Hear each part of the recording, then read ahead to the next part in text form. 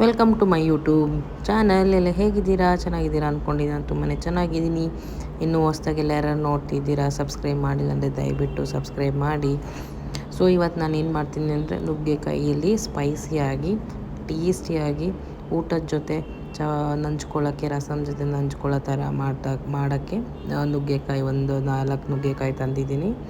So ಇದರಲ್ಲಿ ಏನು ಮಾಡಬೇಕಂದ್ರೆ ನುಗ್ಗೆಕಾಯಿ ತೊಗೊಂಬಿಟ್ಟು ಈ ಅರ್ಧಂಬರ್ಧಂ ಸಿಪ್ಪೆಗಳೆಲ್ಲ ಎತ್ತಬೇಕು. ಸೊ ಫುಲ್ ಸಿಪ್ಪೆ ಎಲ್ಲ ಎತ್ತಬಾರ್ದು, ಅದರಲ್ಲೇ ನಮ್ಗೆ ಪ್ರೋಟೀನ್ ಸಿಗೋದು. ನುಗ್ಗೆಕಾಯಿ ತಿನ್ನೋದ್ರಿಂದ ನಮಗೆ ಬೆನ್ನು ನೋವು ಎಲ್ಲ ತುಂಬಾ ಒಳ್ಳೇದಿದು. ಸೊ ಅದು ಮಾಡೋಕ್ಕೆ ನಾನು ಏನೇನು ತೊಗೊಂಡಿದ್ದೀನಿ ಅಂದರೆ ಈರುಳ್ಳಿ, ಮೆಣಸಿನ್ಕಾಯಿ, ಬೆಳ್ಳುಳ್ಳಿ, ಕೊತ್ತಂಬರಿ ಸೊಪ್ಪು ತೊಗೊಂಡಿದ್ದೀನಿ. ನಾನು ಪ್ಯಾನಲ್ಲಿ ಸ್ವಲ್ಪ ಆಯಿಲ್ ಹಾಕ್ಬಿಟ್ಟು ಸ್ವಲ್ಪ ಆಯಿಲೆಲ್ಲ ಬಿಸಿ ಆಗಲಿ.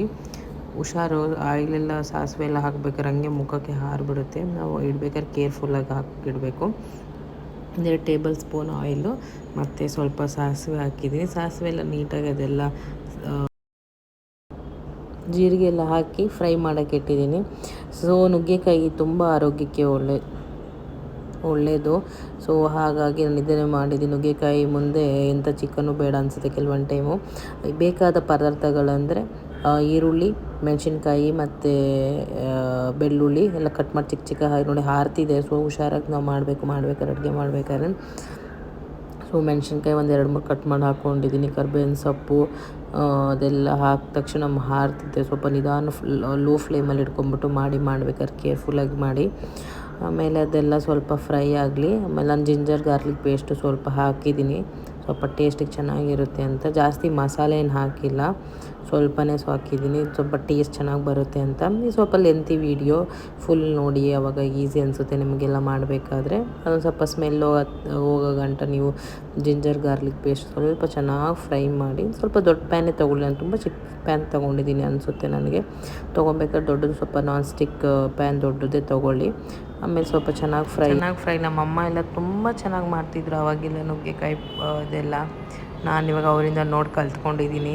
ಮೆಣಸಿನ್ಕಾಯಿ ಎಲ್ಲ ಹಾಕಿ, ಕರ್ಬೇವಿನ ಸೊಪ್ಪು ಹಾಕಿ ಮತ್ತು ಈರುಳ್ಳಿ ಎಲ್ಲ ಕಟ್ ಮಾಡಿ ಹಾಕಿ ಫ್ರೈ ಮಾಡಿದೆ. ಅಮ್ಮ ಮಾಡೋದೆಲ್ಲ ಮಿಸ್ ಮಾಡ್ಕೊತಿದ್ದೀನಿ ಅನಿಸುತ್ತೆ. ಸೊ ಮದುವೆಗೆ ಬಂದಮೇಲೆ ನಾನೇ ಮಾಡೋದು ಕಲ್ತ್ಕೊಂಡಿದ್ದೀನಿ, ಹೇಗೆ ಮಾಡೋದು ಟೇಸ್ಟಿಯಾಗಿ ಅಂತ. ಸೊ ನುಗ್ಗೆಕಾಯಿ ತೊಳ್ಕೊಂಬಿಟ್ಟೆಲ್ಲ ಹಾಕಿ ಈ ಥರ ಸ್ವಲ್ಪ ನಾನು ಸ್ಟೈಲಾಗಿ ಮಾಡೋಣ ಅಂತ ನುಗ್ಗೆಕಾಯಿದು ಮಾಡಿದೆ. ಸೊ ತುಂಬ ಅದ್ರ ಜೊತೆ ಸ್ವಲ್ಪ ಸಾಲ್ಟ್ ಎಲ್ಲ ಹಾಕಾದ್ಮೇಲೆ ಈ ಕಾಶ್ಮೀರಿ ಚಿಲ್ಲಿ ಪೌಡರ್ ಅಂತ ಸ್ವಲ್ಪ ಅದು ಮಿಕ್ಸ್ ಮಾಡಿ ಹಾಕಿದೆ. ಅದು ಹಾಕಿದ್ರೆ ಅಷ್ಟೇನು ಇದಾಗಲ್ಲ, ಖಾರ ಏನು ಬರಲ್ಲ, ನೋಡೋಕೆ ಆ ಥರ ಇದೆ. ಚೆನ್ನಾಗಿ ಮಿಕ್ಸ್ ಮಾಡ್ಕೊಳ್ಳಿ. ನುಗ್ಗೆಕಾಯಿ ತಿನ್ನೋದು ಒಂಥರ ಟೇಸ್ಟು ಮತ್ತು ಯಮ್ಮಿ ಆಗಿರುತ್ತೆ. ಸಮ್ಟೈಮ್ ಚಿಕನ್ನೇ ತಿನ್ನಬೇಕು ಅನ್ಸಲ್ಲ, ಇದೇ ಮಟನ್ ಚಿಕನ್ ಥರ ಅನಿಸುತ್ತೆ ಕೆಲವೊಂದು ಟೈಮ್ ನಾನು ತಿನ್ನಬೇಕಾದ್ರೆ. ತುಂಬ ಚೆನ್ನಾಗಿ ಸ್ವಲ್ಪ ಅರಿಶಿನ ಹಾಕ್ಬಿಟ್ಟು ಮಿಕ್ಸ್ ಮಾಡ್ಕೊಳ್ಳೋಣ. ಮಿಕ್ಸ್ ಮಾಡಿಬಿಟ್ಟು ಲೋ ಫ್ಲೇಮಲ್ಲಿ ಇಟ್ಬಿಟ್ಟು ಒಂದು ಸ್ವಲ್ಪ ನೀರು ಹಾಕಿ ಮುಚ್ಚಿಟ್ರೆ ಸಾಕು, ಚೆನ್ನಾಗಿ ಬೇಯುತ್ತೆ. ಬೆಂದಾದ್ಮೇಲೆ ಚೆನ್ನಾಗಿ ಫ್ರೈ ಮಾಡೋಕ್ಕೆ ಬಿಟ್ಟಾದಮೇಲೆ ಅದ್ರ ಟೇಸ್ಟ್ ಎಲ್ಲ ಅಂಟ್ಕೊಳ್ಳುತ್ತೆ. ನಾನು ಸ್ವಲ್ಪ ಜಾಸ್ತಿ ಖಾರ ಏನು ಮಾಡಲ್ಲ, ಮೈಲ್ಡ್ ಖಾರನೇ ಇರಲಿ ಅಂತ ಮೈಲ್ಡಾಗಿ ಮಾಡಿದ್ದೀನಿ. ಅದ್ರ ಜೊತೆ ನಾನು ಮುಚ್ಚಿಟ್ಟಿದ ಮೇಲೆ ತುಂಬಾ ಚೆನ್ನಾಗಿ ಫ್ರೇಗ್ರೆನ್ಸ್ ಆದರೂ ಚೆನ್ನಾಗಿರುತ್ತೆ ಮತ್ತು ಟೇಸ್ಟು ಚೆನ್ನಾಗಿರುತ್ತೆ.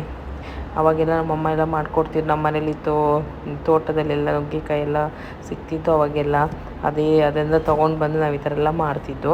ಸ್ವಲ್ಪ ಕೊತ್ತಂಬರಿ ಸೊಪ್ಪು ಹಾಕ್ಬಿಟ್ಟು ಸ್ವಲ್ಪ ಮುಚ್ಚಿಡಿ. ಒಂದು 15 ಮಿನಿಟ್ಸ್ ಆದಮೇಲೆ ಚೆನ್ನಾಗಿ ಬೆಂದಾದಮೇಲೆ ಅದು ಎತ್ತಿ, ಅದ್ರ ಟೇಸ್ಟೇ ಬೇರೆ ಇರುತ್ತೆ. ನಾನು ಕೆಂಪಕ್ಕಿ ಊರಿಂದ ತಂದಿದ್ದೆ. ಕೆಂಪಕ್ಕಿ ರಸಮು ನುಗ್ಗೆಕಾಯಿ ಜೊತೆ ಅದ್ರ ಮಜಾನೇ ಬೇರೆ. Thank you.